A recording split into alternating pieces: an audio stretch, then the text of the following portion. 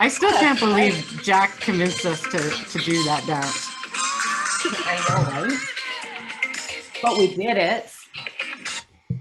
There it is. Here we are. Well, welcome to Pithy Musings episode 15. It's kind of amazing. 15. I know.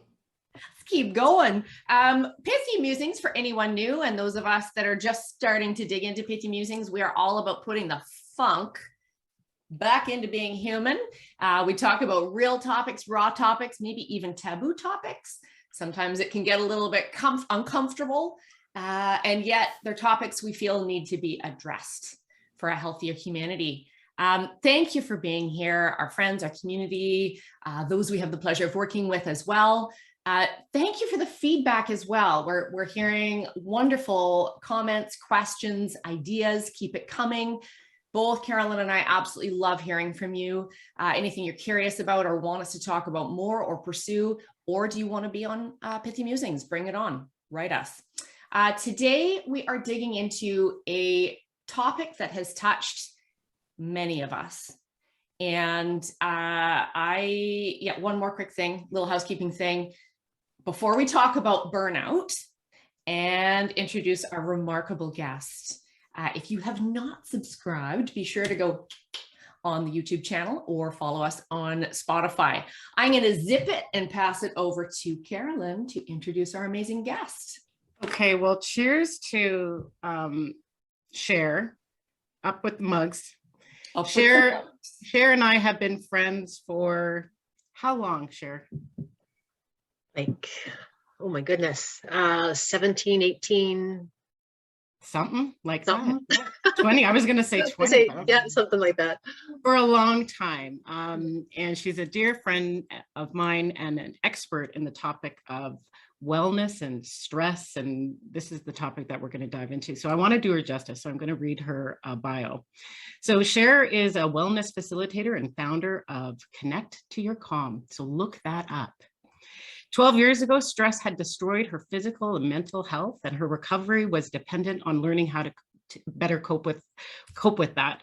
She spent the last decade studying and researching stress and burnout from physical, emotional, neurological, and intellectual perspectives. Her body of work integrates skills and research from experts in the field of neurology, positive psychology, Western medicine, Eastern medicine, naturopathic medicine, which we were just talking about, energy medicine, and mindfulness. I can't wait to dig in. Her workshops, she does a bunch of workshops on the topic, have helped hundreds of employees who are feeling so stressed out that it's affecting their health, job, and life satisfaction. She's been on an amazing journey and is excited to share what she has learned, all in the spirit of helping people of all ages develop healthy habits for their physical and emotional well-being. Welcome, Cher. Oh, thank you very much. It's awesome to be here. It's awesome to be here. Well, as I was reflecting on today's episode and where to kind of begin, I thought maybe we could start with, what is the difference, or is there a difference between stress and burnout? Yeah, no, that's a good place to start, because there is, while they are related, they definitely are different. So, when we think of stress and in time we've kind of dealt with stressful things, periods of stress often are characterized of periods of high activity, right? There's lots of you're trying to fix something, you're trying to solve something, maybe you're working at a frenetic pace. So there's like this physical activity, there's lots of it, but there's also a lot of busyness in our mind. There's lots of overthinking, there's lots of anxious thinking patterns. And with all of this, physical busyness, mental busyness, also comes a sense of always being on. So we are wired, but we're also really tired. Yeah. And so this is where it can often show up, where we are, we're having a hard time falling asleep, or we can fall asleep, but we can't stay asleep. And we're up. We're up at 11, and then at 1, and then at 3, right? And so it's this period of where, even though we are really tired, it's really hard to get rested. So I kind of like to use the analogy of, because it's one we can all relate to, it's this notion of you're in a car, right? When we're going through a stressful period, not only is our foot on the gas pedal, but it is pedal to the metal, and we are going. Now, as we know with the car analogy, right, if we keep our pedal to the metal for too long, and we're not stopping for gas, and we're not paying attention to the dashboard and all of those flashing warning lights, we're going to get to a point where eventually we will run out of gas. And that's what burnout is. Burnout is this sense of feeling completely drained, feeling really depleted, physically, emotionally, and mentally. So whereas stress is often characterized by a period of activity and busyness, burnout is when we're lethargic, we're unmotivated, we're exhausted. We're brain fog. Like, it's really hard to think, it's really hard to focus, it's really hard to do anything.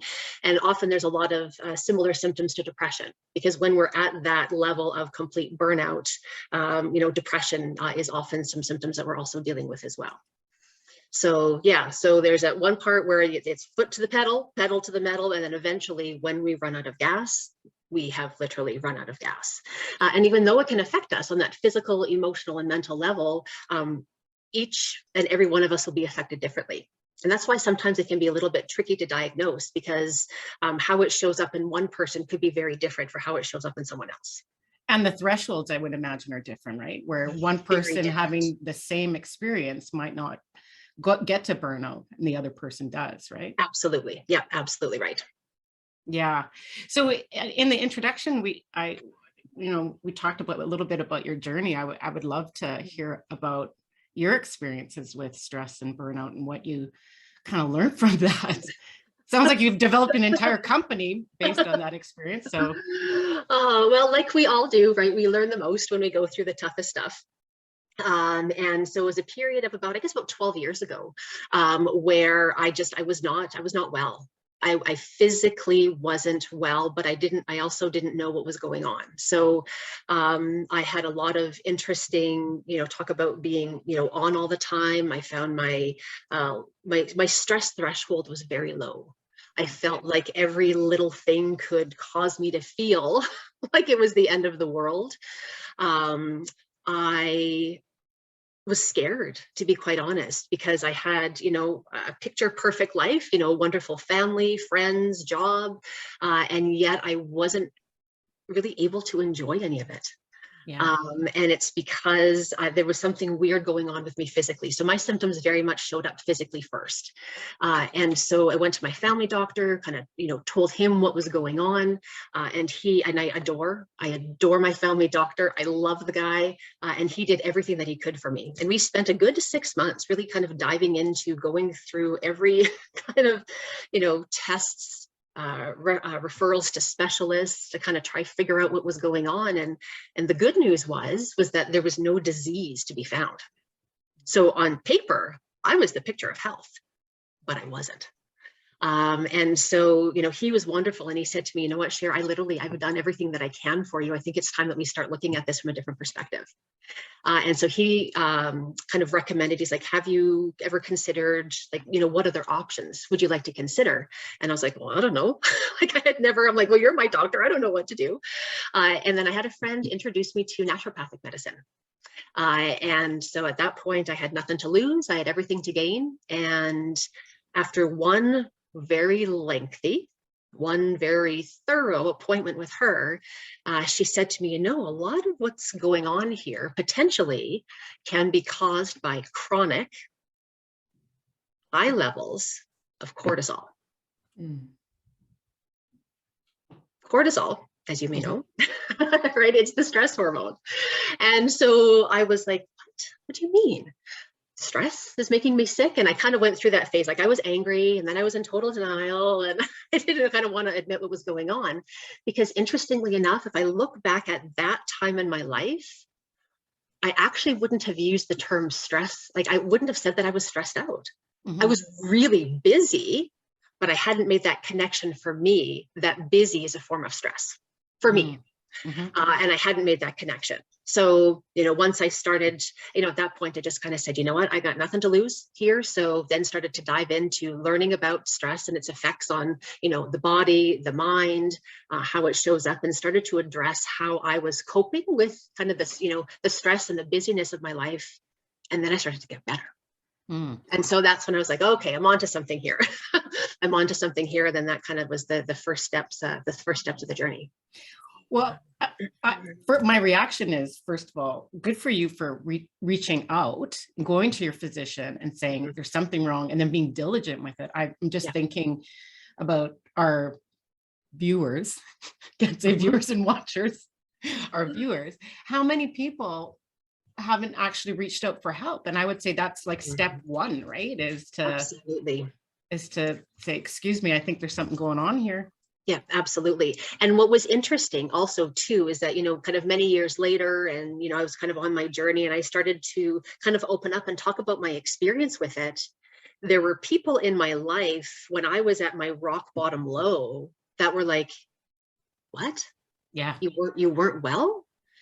Because I had just slapped a smile on my face. I slapped on the mask and just pretended that everything was fine. I didn't with my husband. He knew what was going on, but I kind of didn't want to let anyone else know. And I think part of that was because I was scared, because I didn't really know what was going on.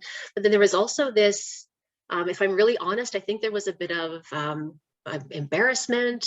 Maybe I felt a little bit of shame about admitting that I had got myself to this point and I had no idea how. Yeah.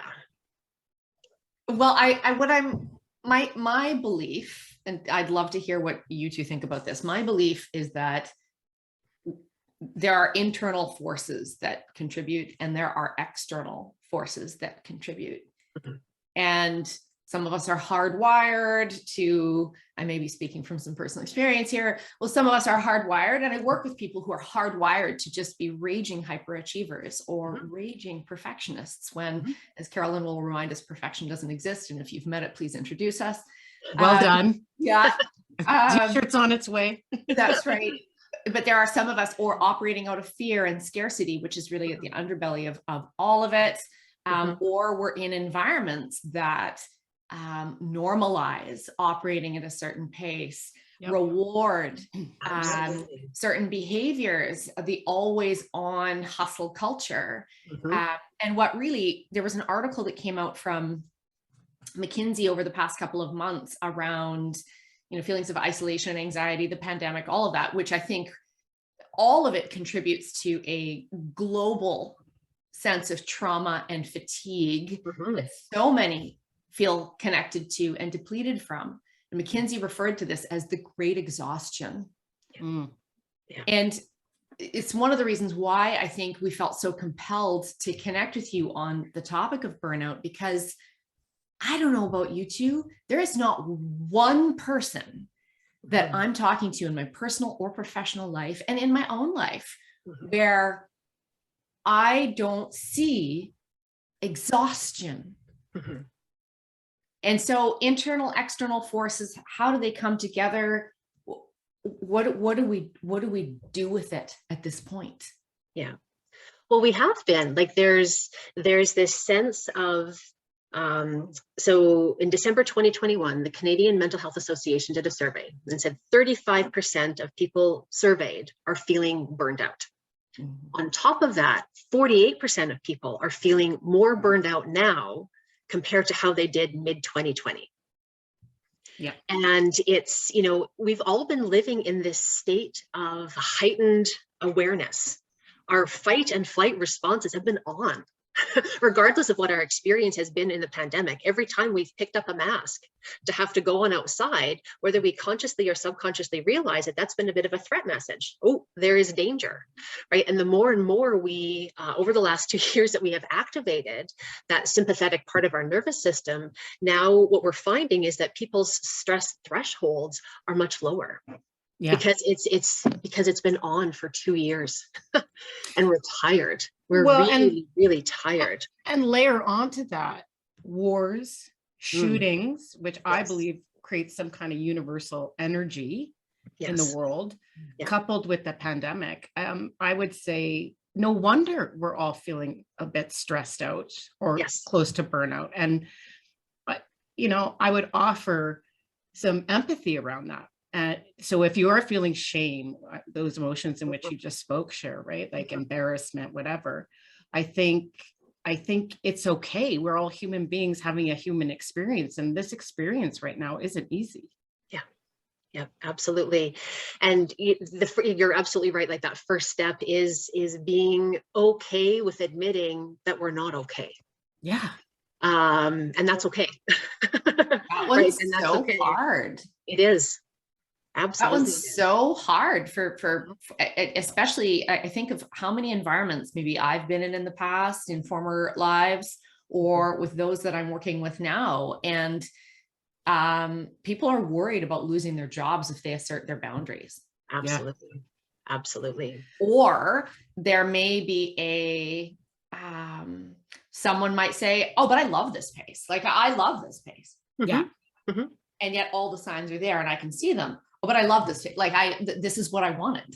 Mm-hmm. Well, what are some of the costs to relationship in your personal? Well, and it gets nurtured in the corporate environment. I mean, I used to work for a big consulting firm, and we would have to do time cards at the end of the week. Mm-hmm. And so part of it was how many are time hours. So how many hours are you spending in front of a client? And then there was other hours like doing internal stuff. And there were years I put in 60, 70, whatever, crazy. And nobody picked up the phone and said, are you okay? Like, wow. Oh, yeah. No, it was just about delivering, right? There was no checking in to say like, wow, you shouldn't be actually spending, but it was the culture. Culture. It was like, go, go, go, go, go, get it done, get it done, get it done. And I do think that the pandemic has changed that. I don't know, I'm not there anymore, but my guess is that we've talked about this before, Eva, how the pandemic has really brought out empathetic leadership. Like, how are you doing? Yeah. You see the kids running in, and that you've got, parents and palliative care, whatever it is, right? So I think we've had to be more empathetic also during the pandemic. So I don't know how that fits in with stress and anxiety and all of that. Well, and it's funny, as you said it, Carolyn, I found myself like reacting to it, because pre-pandemic or not, I have been very frustrated over the last many, many years with this notion that quantity of work has anything to do with quality of work.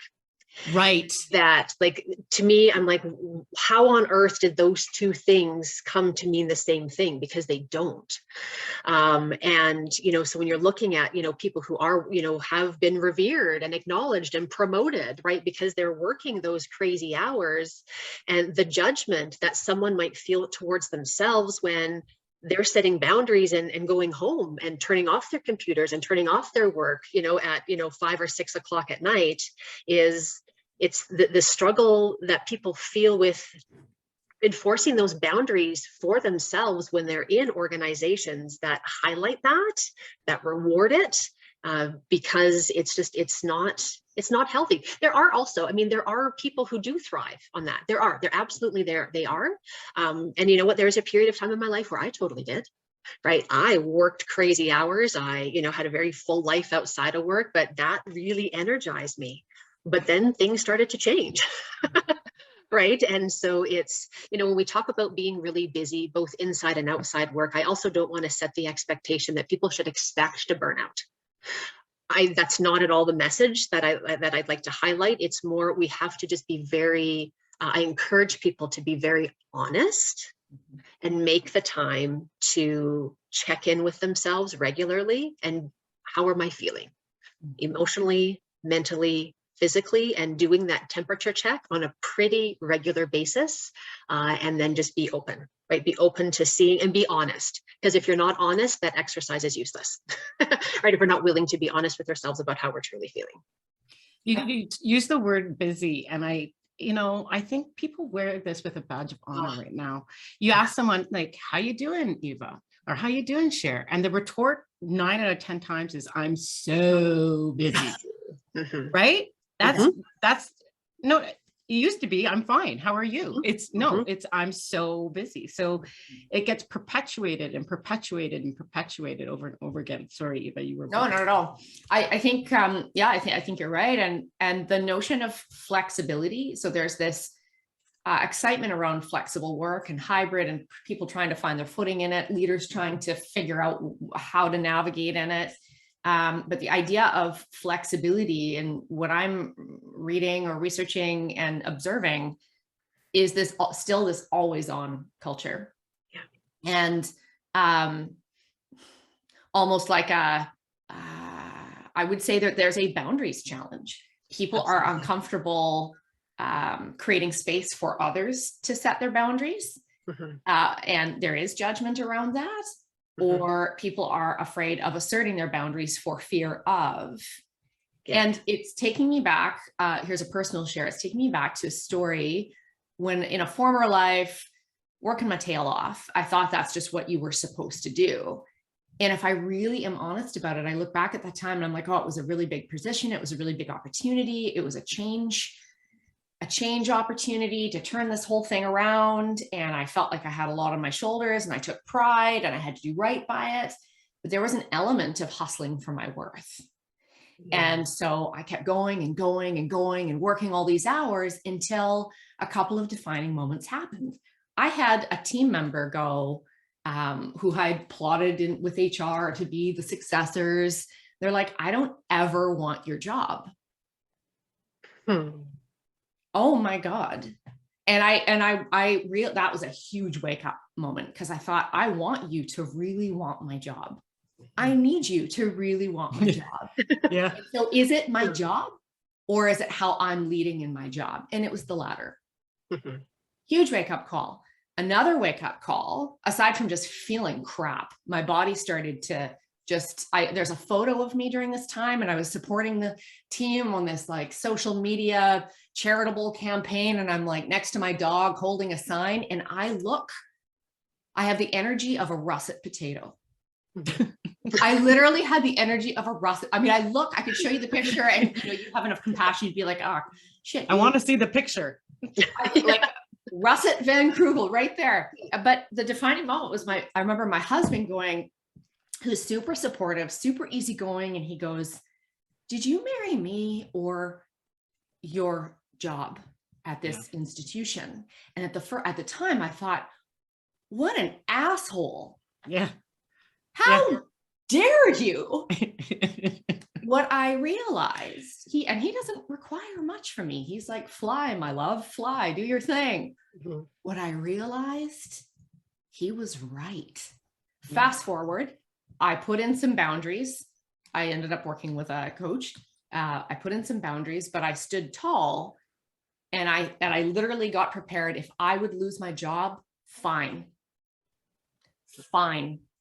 But I was going to basically tell my team and tell the executive team, from now on, I will have no more than 20 hours of meetings a week. Fridays will be a desk day.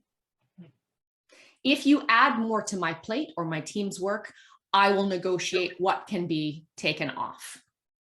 This may make me unpopular, and I'm okay with that.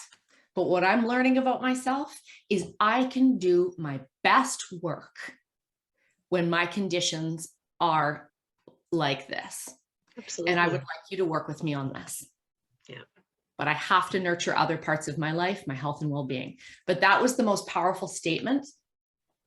In order for me to do my best work, these are the conditions. And second of all, being fearless.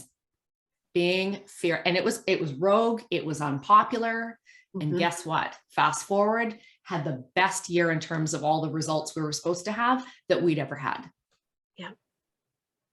I'm not saying I'm a hero. Hmm. I'm saying I was scared shitless. Mhm. And I look back and it was a real defining moment in time. Yeah. Well, and it's such an important, realization that you had, because, when we are in that role of leading teams of people, we have to remember that we set the tone, right? We set the tone for what's okay. We set the tone for what's acceptable and what's expected. So, right, in organizations everywhere right now, and especially during, the pandemic, it's like there's been these messages of, because there's personal responsibilities when it comes to, recovering and kind of restoring ourselves from burnout. But then there's also, how, especially if you feel that the cause of the burnout is work related, right? It's because of the job, is make sure that you're like, come forward, talk to your leader, tell them how you're feeling. That requires a lot of bravery. Yeah. That requires a lot of vulnerability. And, back to one of your episodes on psychological safety, that's not going to happen if someone thinks they're going to be judged, if someone thinks they're going to get fired, if that someone thinks that, their boss is going to think less than. So we really want to be aware of that, yes, we want to encourage people to say, help, like I need to talk. But then as leaders is to make sure that we are being aware of what are those messages that we are sending, unintentionally in terms of our behaviors. How are we showing up? How are we working? What are our boundaries? And then also being willing to make the time, right? Make the time to have those conversations and connecting with people, not just at that productivity level, but also at that human level. And that as a leader can be really hard if you too are feeling burned out as well. Yeah. So how do you do that if you're a leader? And then I want to actually go into, is there a difference between work burnout, personal burnout? Can they be separated? But I just want to go to the leader aspect. What do they do if you're feeling you've got a team? What should we do? What should it, meaning being in the leader position? Yeah, like if I'm a leader and I'm feeling pretty stressed out, maybe even on the brink of burnout, how then do I dig even further, and how do I lead a team in that state? Yeah. Then, and this is where it gets complicated, because it's not a, do this one thing and you will no longer be burnt out. Here's the prescription. Yeah. Right. Yeah. But it's kind of, if we go back to, analogy of, well, you got to put on your own oxygen mask first, right? Before you can help anyone else. Yeah. And so it really is taking a look at, where are those opportunities of like being honest with yourself, right? How are you feeling? Just Eva had a beautiful example, right? She realized where she was, and then she chose to start making some changes and set up some boundaries and have some conversations and set some limits for things. And that does require, right? That requires bravery, that requires support from your leader, right? To be able to do that. And then once you kind of set that tone, and, say it's okay, what, these are our core business hours, right? I don't expect you, and I don't want you to be answering emails. I don't want you to be working 60 hours a week. I don't, right? And just having those conversations can go a long way to helping people feel okay to do what they need to do to preserve and to maintain their health. But in the absence of that, there can be a lot of worry about what if I set this boundary? What if I say I can't? What if? There's a lot of fear. Super tricky also if we're in a system that says they support us. Yeah. But the system continues. Mm-hmm. Then there's still dancing and wanting to stand in the boundary, set a good example, be healthy, but you can get very easily sucked back into it.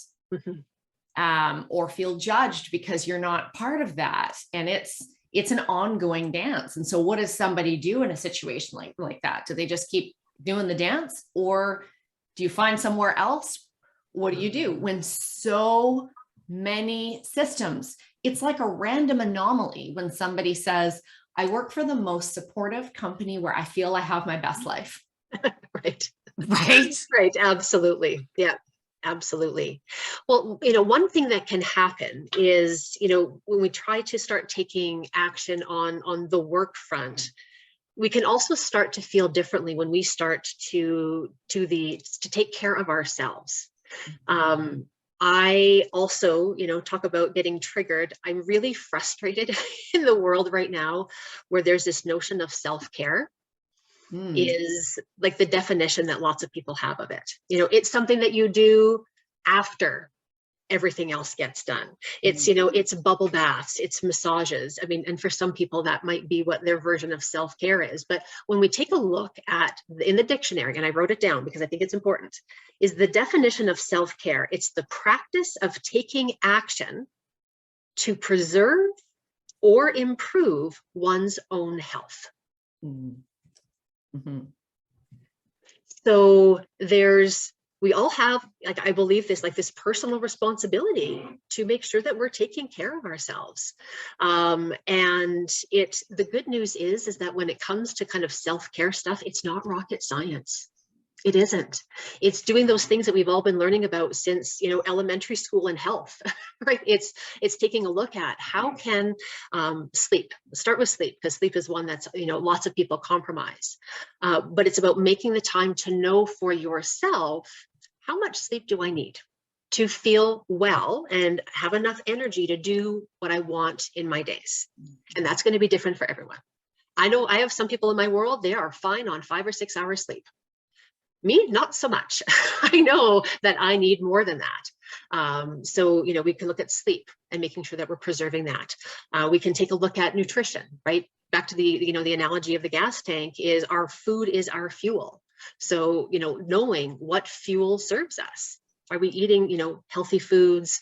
How frequently are we eating? How much do we need? And again, that's going to be different. We won't know these things about ourselves unless we make the time to tune in.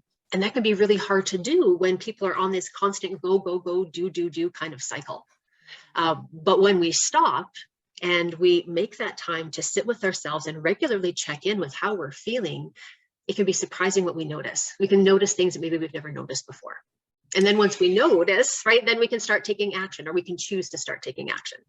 Yeah, and I've heard you talk in the past, Cher, about like waiting till the end of the day, right? I'm going to reward myself with that glass of wine, and I'm going to reward myself with, but maybe you could explore that with us here today, is checking in immediately when you're feeling those things. So how do you do that? And what does that look like? Yeah. So, you know, that notion of waiting to the end of the day, lots of times when, you know, part of the self-care, it kind of ties nicely to that self-care part of it, is looking at how are we coping and dealing with the stresses that we're facing. And there is kind of that notion of, you know, well, you know, oh, I've had a completely stressful day, and at the end of the day, I'm going to do something, right? I'm going to go for a walk. I'm going to have that glass of wine. I'm going to do whatever. But if we are waiting until the end of the day, or the end of the week, right, to deal with the stresses, kind of like how we are feeling, it's too late. We want to really take a look at, like, what do I do in the moment? What do I do when it's 9 o'clock in the morning and I've already started my day and I'm feeling overwhelmed, or I'm feeling stressed out, or it's 1 o'clock? Because if we don't deal with it then, and you know, this could take us down a path of like what happens in our bodies biologically when our stress responses get triggered. But if we let ourselves stay in that heightened state due to the chemical processes in terms of cortisol and adrenaline, those weren't meant to be chronic long-term systems that are always activated. Yeah. They're meant to, you know, flee when there's a tiger chasing us, or get out of a building when it's, you know, when it's on fire. But if we're feeling that way all day long, those natural and often helpful chemical processes then turn into damaging, because we don't need that constant rush of adrenaline, that constant rush of cortisol, and eventually over time it will impair our health. So I really like the just this notion of making time in our days just to literally stop what we're doing and taking that time to tune in. Dr. Alicia Goldstein, actually, he's got an acronym that says STOP. And it literally means throughout our days, making time to literally stop what we're doing. That's the S. The T would be just take a breath. Whatever that means to you, we don't need to get fancy or complicated, right? Just take a breath and then observe. How am I feeling in this moment? If I'm feeling okay, right? If I feel good, if I feel grounded, right? Then you would just proceed as usual. But if in that moment, if you realize that you are, right, that you're feeling anxious, or you're feeling stressed, or you're feeling overwhelmed, or whatever words you want to use, then we wanted to do something then. don't wait till 5 o'clock to deal with it. And there's so many different strategies. The one that I always like to refer to, because it's easy, you can do anytime, anywhere, is to find some sort of deep breathing practice that can help you in that moment. Because after even as few as a minute of shifting how we breathe, we can actually activate the parasympathetic part of our nervous system, which is the calming, right?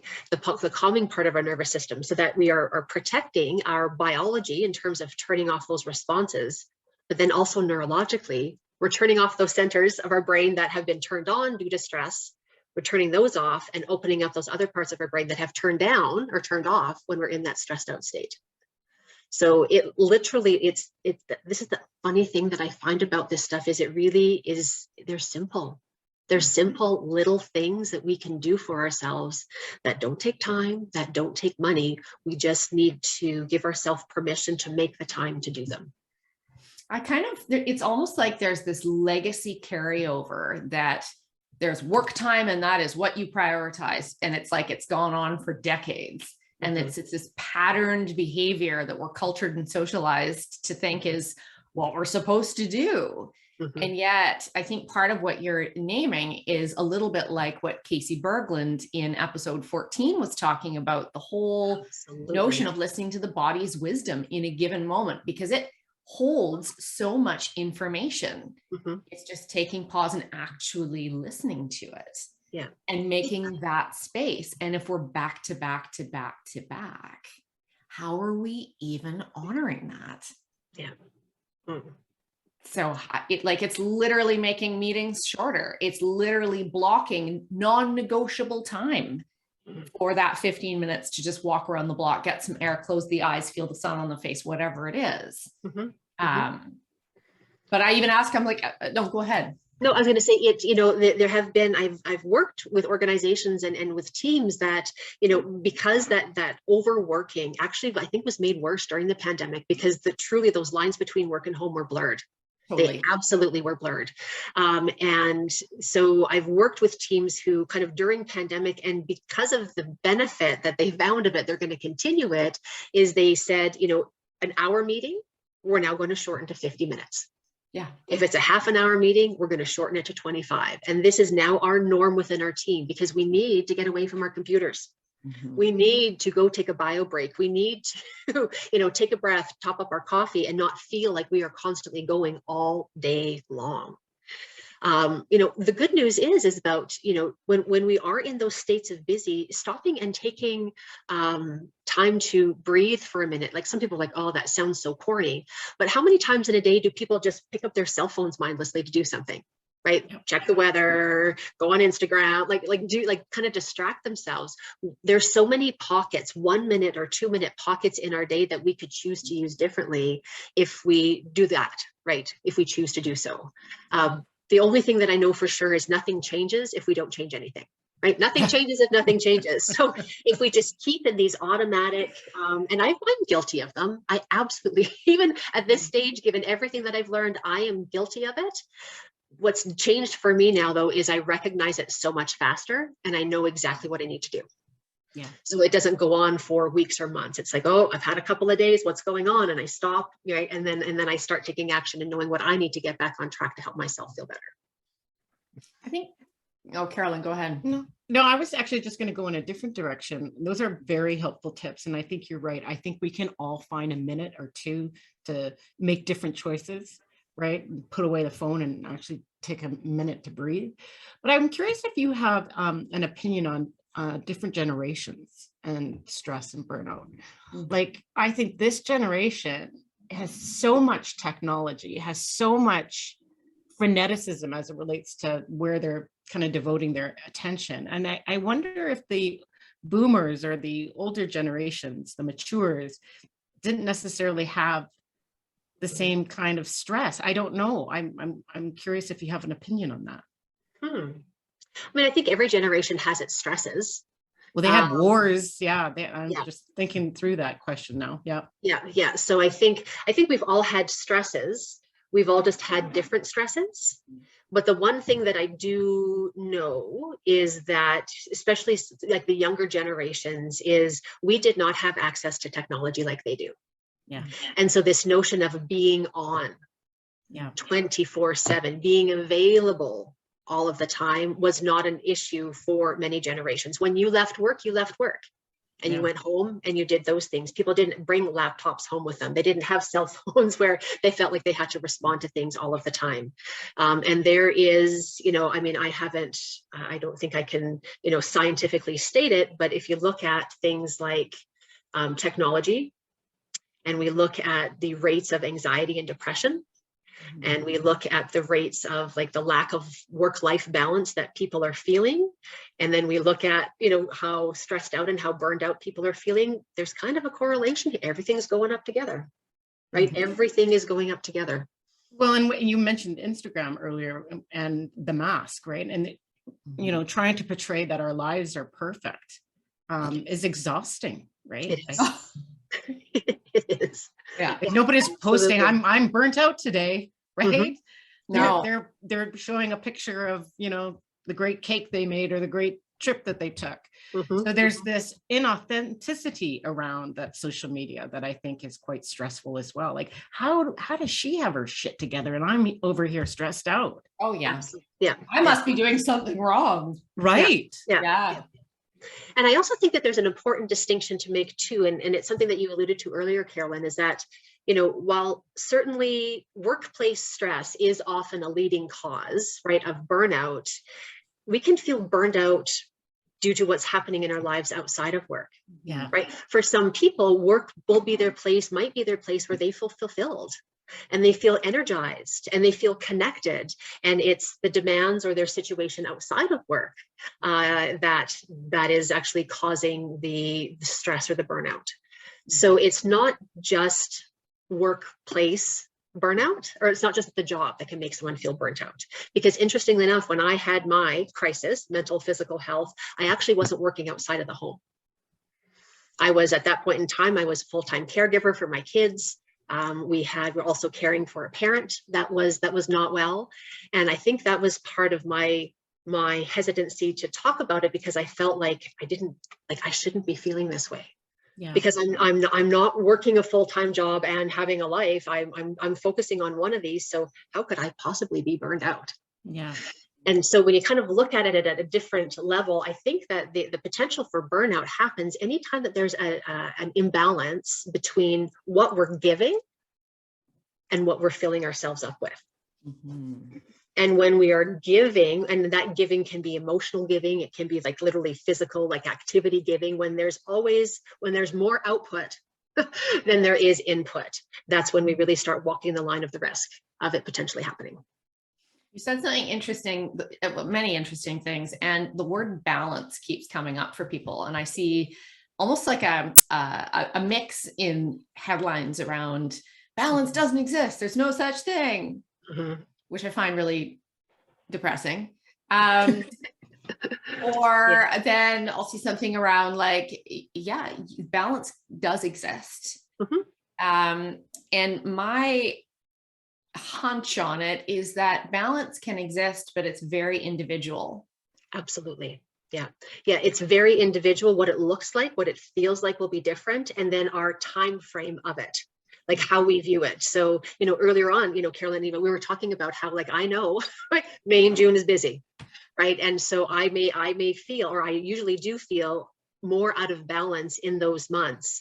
So I make sure that I am really like taking good care of myself. I'm making sure that during those times I am super protecting my sleep. I'm being very diligent about letting things go. I'm being uber firm about those, those boundaries, because I know that it's going to be crazy, but I know it's going to end. For me, once the summer hits, things kind of settle out again. So the worry about using that term balance is, I think it can put a lot of pressure on people to think that they need to be balanced all of the time.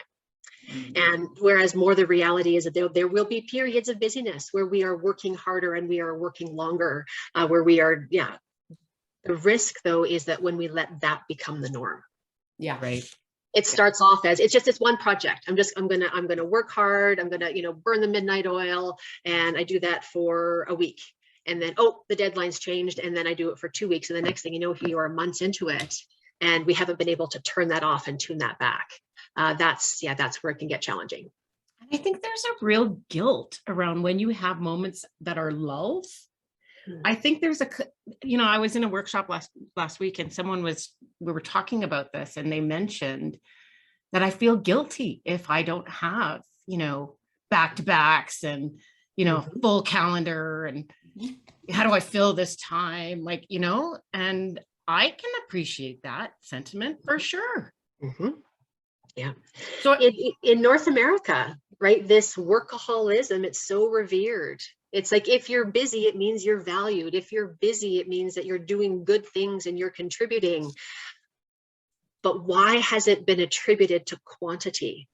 yes. Why is it? Why Yeah. why have those two things come to mean the same thing? I don't know, but they have. Yeah. And that article, actually, Carolyn, I love that you had highlighted earlier. There's a really great article by the Harvard Business Review, and the title of it was how can you call yourself successful if you're still working a 70-hour week? Yeah. And it really was a really good read, just talking about all of these things, and the judgment that people feel, or the judgment that others, like if I'm working 60, 50 hours a week, is being very cognizant of, if I see someone right turning off their computers, going home for the day, at 5 or 6 o'clock, how are we judging those people? Why are we judging those people? I think we have for years. Mm-hmm. In fact, instead, it could be, what can I learn from this person? Yeah. Right? How are they able to, because especially if they are someone who is, right, they're successful in terms of meeting their goals, Mm-hmm. right? They're fulfilling their obligations, as opposed to judging them. If that's an area that we're struggling with, then it could be maybe more like, what are you doing? Yeah. How can I learn from you? Yeah.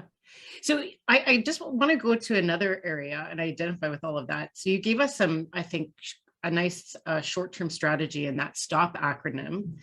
I wonder if you have any longer-term strategies that you could share.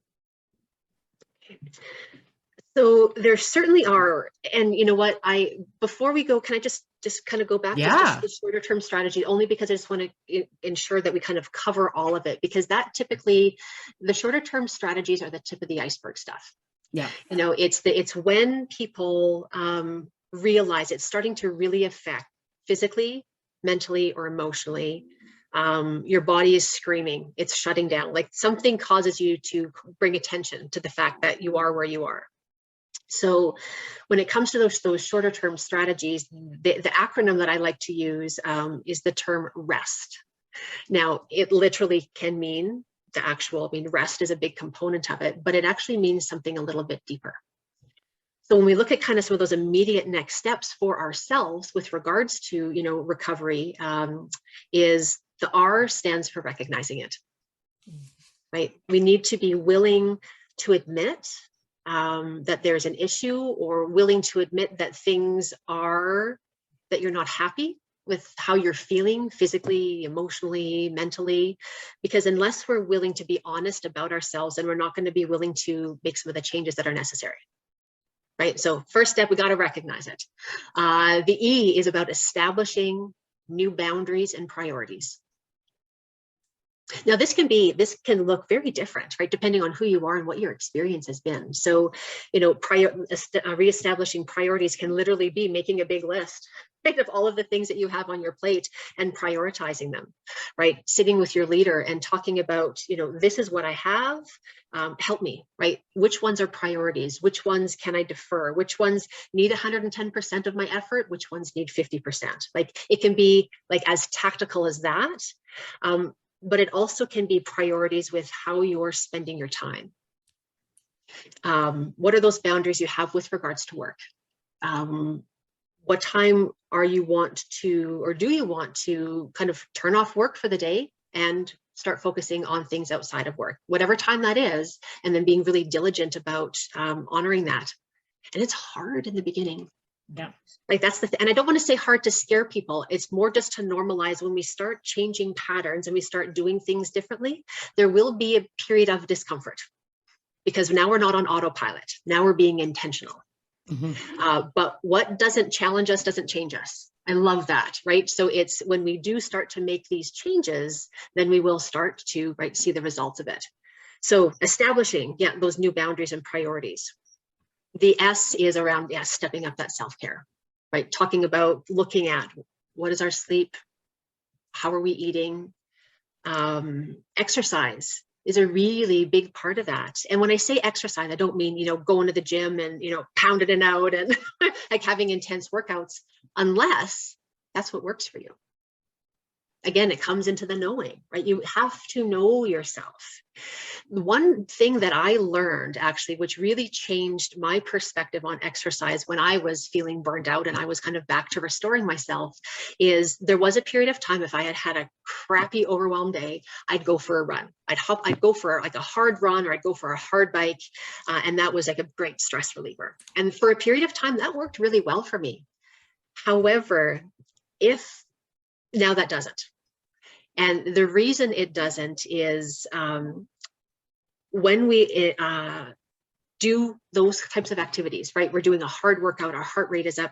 We're actually biologically producing cortisol and adrenaline. And so the little glands are called adrenal glands. If we're in that state of stress, chronic stress and burnout, those babies are already tired. Yeah. They've already been working really hard. And so what can be helpful is that during those periods, moving to something more restorative, doing walks, doing yoga, doing low impact something is actually more beneficial to your body than it is, going for that really hard run. So once again, it comes back to that notion, right? I'm speaking of it. I know Casey spoke about it, is that we have to tune in, right? So if you are someone who typically goes for that, that hard run after a stressful day, just pay attention to see, how do you feel the next day? Do you feel refreshed and restored? If awesome, great, carry on.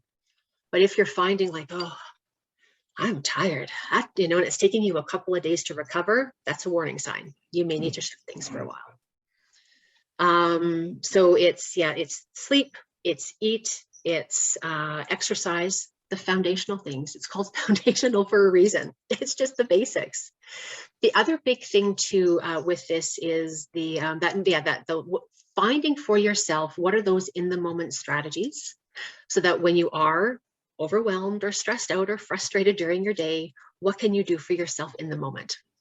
That's all of those things together are so nicely tied into that notion of self-care, right? It's not an after fact. It's what am I doing to preserve my health, physically, mentally, and it's going to look different. It's going to look different for everybody.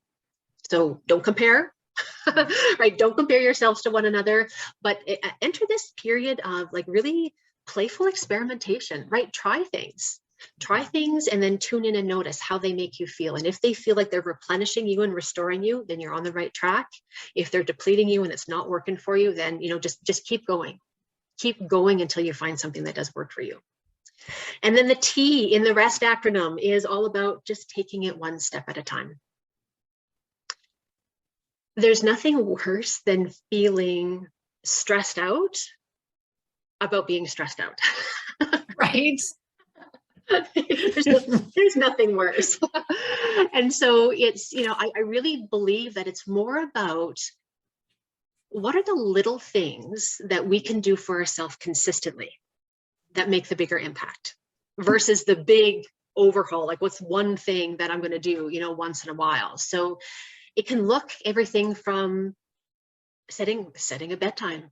I need to be in bed between these, between this time, between whatever it is, and really doing what you can to make that happen for yourself. And after a week, notice how you feel.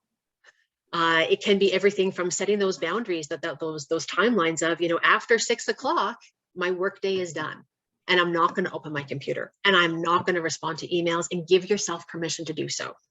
And if you think that if that's really different for you, right, if that's a real big shift and change, then do just like Eva did, communicate, right? Let people know what changes you're making and why you're making them, so that there's not confusion around what's going on.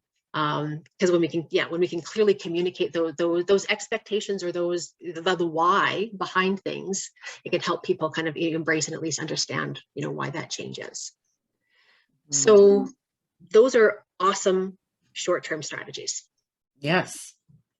They will help us to start feeling better physically, emotionally, and mentally. Where I had a bit of a surprise, I think of my journey and my story, was I was really diligent for about a year to restore my health. So I did a lot of these things that we're talking about. And after about a year, I felt amazing. I felt better than I had in decades, and life was awesome. And I remember my naturopathic doctor saying, "I'm so proud of you. You did the work, and now look how you feel. Now I want you to be careful." And I'm like, "What do you mean?" She goes, "Now that you're feeling so good, don't go back. The risk is that you're going to go back to the way you were before, because now you're feeling awesome and you have more energy, and you, right? And then you let go and you forget about all the things that you've been doing that brought you to that point." And so when we're talking about longer term strategies, what happened for me personally was a couple years later, I had another dip. I had another pretty hard and fast dip, and I was like, what is going on? I did everything I was supposed to do. How on earth did I end up here again? And what was interesting was kind of the second phase, I guess, to my restoration, was really paying attention to what was going on up here. Mm-hmm. What were some of the beliefs that I had about myself? What were some of the expectations that I had about myself? I hadn't addressed those things the first time around. I hadn't gone deeper. And to kind of have a more holistic, I guess, recovery, and even recovery is a word that I actually don't like to use, but I don't know what the other word is. I haven't found a new word for recovery yet. And I think maybe I don't like the word recoveries because for me, I hear people use it and they assume that something is broken. And I don't believe that any of us are broken. I believe we're all here learning stuff and we have challenges, but none of us are broken. When we take a look at some of the behaviors that maybe helped us be successful in the past, right? The perfectionistic tendencies, the overachiever, the helper, the pleaser. And I mean, Eva, I know you could talk, all your positive intelligence work, you could talk about this forever. We need to identify those saboteurs, those beliefs that we have about ourselves that are driving the behavior. Because if we don't go deep, and if we don't kind of take a look at ourselves, the risk is that we're going to carry that with us from job to job to job. So someone could, and I've had people share their experiences where they've done a lot of work. They really isolated their burnout to what was going on at work. And so they left the job and they went and got another job. And then were really frustrated when they got to this new job and only found that they were feeling the same way. Yeah. And that deeper level of work it's a deeper level. And that's why lots of times people might engage with a coach. They might, enlist with some more kind of professional support to really take a look at those values, those beliefs, those things that we have about ourselves that ultimately dictate and drive our behavior. I also think that somebody wise once shared that, everything we're doing today is prevention for the future. And just being mindful that how we treat ourselves really is paving the way for what it's going to be like long term. Mm-hmm. And I never forgot that. Another thing that's coming to mind is what our bodies and our beings need in this moment will change. Absolutely. Like I think of life stages of people, and maybe somebody goes back to school, or maybe somebody's a new parent, or somebody's dealing with a really troubled teen. Mm-hmm. Or something we never talk about, a super taboo topic, and I wish it wasn't, is women's hormones. Women go through, some women really struggle. Some women are going through premenopause at very young ages and for very long periods of time through to menopause. And everybody's just supposed to show up and be okay and pretend everything's just fine when it's not effing fine. Right. These are real things. And it's just part of the biology. So what someone might need at these different life stages I think it's also takes a real consciousness and self-awareness to be able to sort of look at what's happening within me and what do I need to tend to? What am I being called to nurture and support? And maybe it's going to, maybe the recipe will look a little bit different. And a team of support, or that we can call it the personal board of directors, whatever, the team of support, I think that for me anyway, in my journey or in others I love and care for or know, there is this courageous outreach that starts to happen. Where whether it's a friend or a partner or a naturopath or acupuncture, all sorts of. Well, there's so many. That's the really cool thing about being alive and being living at this time is there's so many different ways that we can experience these things. There's so many different modalities that we can tap into to kind of help restore ourselves. And if we go into it with this sense of kind of like playful experimentation, like I'm going to give it a try and let's see if it works. And if it doesn't work, okay, that's not for you. Like just try something else, but keep knocking on the doors until you find something that works for you, because there will be something. It just may take you a little bit of time to find it. I think we're talking about psychological and physical and spiritual wellness. And I fundamentally think that sometimes we're not supposed to do those things alone. We're supposed to have a buddy or a skill set that can support, especially if we're in trouble. Absolutely. And we're at that stage. And I really value you sharing the thing about exercise and how we think that we're supposed to go do something really extreme. Right. So many of us think that's the way to do it. Work hard, play hard, work out hard. Yeah. And and that's damaging the adrenals. That's creating more threat state. So I really value you bringing that up. And even when those moments happen, I remember personally, I went through a phase of like, I have to stop doing CrossFit. It's one of the best things I ever did for what I needed to do. But then my body was sending me different messages. So I started to do things that were gentler on the body. Then my big brother, and he can go ahead and listen to this all he wants. It was just like, sister, you're getting a little soft. What's going on? And the body image and I'm just like, I'm actually being really good to my body right now. And I'm actually like restoring my health. I'm feeling pretty good. Who the hell are you? He's like, but you got these arms, you got to work those out. But that body image stuff can come up for people too. So trying to just stand in your own sense of worth and identity and stay clear of what we think others will think as we stand in those boundaries. Yeah. I wish it wasn't as complex of a topic as it is, because there's so many, we can talk about the short-term things that, we can do to kind of help ourselves physically heal. But the tendrils are so much deeper, like it really, it's not an easy, thing to talk about. And the reason that I like to highlight that is to really help people. Let's break down this stigma of when it happens, that it's something that we couldn't handle, right? I'm weak. I couldn't handle this. I can't handle my job and I can't handle my life and, those demands of it. And I once had someone in a conversation and they said, I just think people need more grit. Right. People just need to be grittier. You just got to, dig deep and suck it up, work hard and suck it up. And I'm like, I believe people are resilient. People have plenty of grit. What we need is more support and more open conversation like this about it is okay. In fact, it's necessary for us to take care of ourselves. Yeah. Well, there's also a trauma connection. When we had Kirsten Moline join us, who's a trauma counselor and a somatic informed counselor, and we talked about addiction and how workaholism is a form of addiction. Yeah. So if everything else feels kind of out of control, dig into work. It's a safe place. Yeah. For example, something that we think we can control. And yet we're feeding it there. So for some, that personal board of directors or support team could also be going deep into that when we think about the long term. But would love to hear, you had some long term ideas too. Well, the long term is that going deeper. Yeah, it's just really take a look at. And I think one of the reasons I believe it's challenging is because a lot of those tendencies have helped us be successful. in Yeah. whatever term that we want to define success. Yes.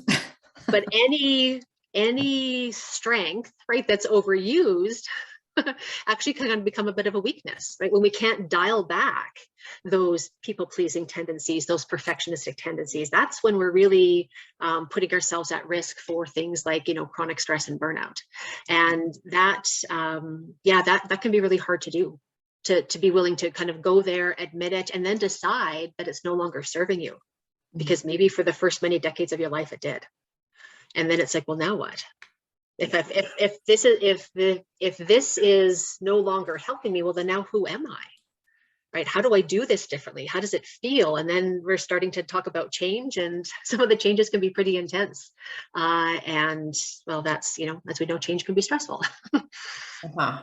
Yeah. Well, I'm having all kinds of moments, aha moments. I can tell in your face. Yeah, no, I really am. I'm really listening to you, Cher, and challenging my own beliefs, right? When you talk about digging deeper and what are your beliefs around this stuff, I'm really having my own little conversation in my head about that. Because I think, to your point, I've lived 50 years on this planet and probably, worked since I was, I think 15. And these things are not, these patterns are going to be very difficult to remove or challenge or whatever. So I'm having a moment about like, which ones do I believe? Which ones don't I believe? What could I do differently? And really that's the point of these Pithy Musings episodes. Sure, it's for the viewers, but I think even I keep on getting just phenomenal experiences about what we're going to do differently. Like every episode that we've had with a guest, it has changed me in some kind of profound way. So thank you, Cher. I love that honesty. Yeah. Go ahead, Cher. No, I was just going to say, and that, we talked about the T, that like taking it one step at a time. Yeah. For some people, that might be one of their first steps, is just really looking at being aware of when those tendencies start to pop up. And maybe not even doing anything, just simply noticing it. When am I settling for nothing than 110%? Yeah. Right. When am I unable to say no? And not judging. Right? This is, in the area of mindfulness and whatnot. So we're not judging ourselves that we have it. We're not, it's just noticing. Yeah. Noticing, how are they popping up? How frequently are they popping up? And then what impact are they having? That can be some of the shorter term. And then once you kind of identify those things, then the longer term work is in, kind of working to identify, how can I shift those beliefs? Because if they're no longer serving me, there was a time where they did, but if they aren't anymore, then it's time to replace it with something new. Yeah, agreed. So I think we're probably at a natural stopping point. What do you think, ladies? Yeah, there's just, it's random. And I don't know for you two how it connects. It's just, I've been in this, I said I would take a break and I wouldn't do any more trainings for a little while, but then something came along and it was irresistible. And so I decided to take it. And, but it's this work through Coaches Rising, and it's wonderful. And one of the first people who's working with us is a woman by the name of Jennifer Garvey Berger. I'll keep this short. There's just a couple of questions that she shared that I'm really reflecting on over the past couple of weeks. It's like they're threading through the day 10 times a day. What do I believe? And how could I be wrong? And so, I can think about that in terms of, my client work, for example, we're supposed to be unbiased. And however, in this conversation, it's coming up for me again. What do I believe and how could I be wrong? And all the wisdom from other guests as well around trauma connection, through to body wisdom. Like it's all there if we just stop and listen. Or the volume just goes up. Why, for example, do people have chronic back pain? Years of stress sits there. So until the body yells and then we finally listen. But what if we just take quiet moments? So that's what's sort of standing out for me today, is just those micro moments and building it in, because I have a tendency to do my self-care in the morning or self-care at night. And, you know, the spaces in between, well, I think, well, if I have enough water, I'm doing my self-care. So you have me thinking about how do I thread it in to the micro moments of the living and breathing of each day, and to continue to offer the permission and also a reminder of success. What does success really mean for each of us? It sounds so cliche, but really when we think about a whole being and putting the funk back into being human, well, what is it to put the funk back into you, Carolyn, for example? So anyway, there's just a few thoughts that are coming through for me before we close it out. Carolyn, what's sort of standing out for you? Well, you can tell I'm having a moment here. Like I really am. I think I agree with you, Eva. I think the immediacy of dealing with stress as it emerges, I will absolutely 100% put into practice immediately. I think I have a tendency to go from 0 to 100 when stress happens, and I'll deal with it later. That's constant.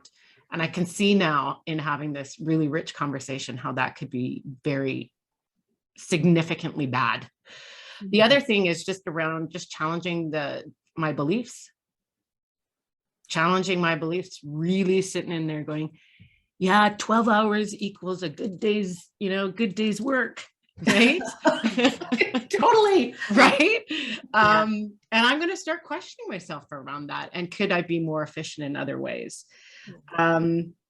What's really neat, just to your notion there, Carolyn, of, looking for those in the moment opportunities, is that because let's all be really kind to ourselves. Let's all be very patient with ourselves and remember we've been living and working in a way like we never have before in the last 2 years. So we are all in this heightened state right now. Now is a really great opportunity as we're kind of moving forward into this new normal, is to look for how can we build in those moments so that we can start to reprogram our stress thresholds, because it is absolutely possible. It absolutely is. When we kind of start taking that approach and looking for those in the moment moments and constantly telling our nervous system and our brain, it's okay. I love that. I am right. We're just talking to it and just letting it know, okay, things are different now, right? We can change and we can shift. And then all of a sudden, then we're building on that resiliency that we already have, but that threshold absolutely will change when we start to do different things. I love that. What a gift this has been. I hope that everybody has stuck in right till the end, because man, there's nuggets of brilliance here, I tell you. Yeah, no question. And thank you for the holistic exploration. And now before we close it out, Cher, we have a little surprise question for you. And Cher is so loyal, not only in friendship to Carolyn, and I've had the gift of getting to know Cher in the past couple of years too. Cher is so loyal to Pithy Musings and is one of our most favorite feedback givers. So dedicated. So in a way, maybe this isn't a surprise, but our last guest has a question for you, not knowing who would be on our next episode. And so if you're comfortable with it, we'd like to ask you the question that our last guest, Casey Berglund, had to offer you. And I will be completely honest, because I did watch the episode with Casey. I knew the question, and it was so funny. There's been a few times over the last week where I've gone to the question going like, how would I answer it? And each time it was a different answer. So I chose not to have a prepared response and just see what pops up when you ask it to me one last time. Oh, brilliant. Way to be in the moment. All right. So the question is, what is your genius move?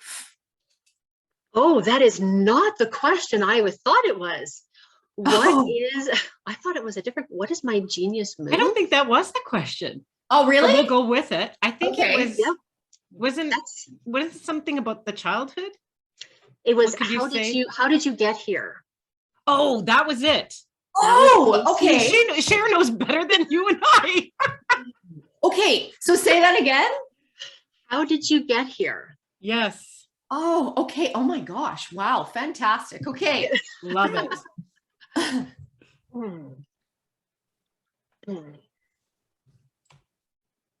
how I got here, again, you could look at that so many different ways, but the answer that's kind of popping into my mind right now is I'm here because I've gotten up every time I've fallen down.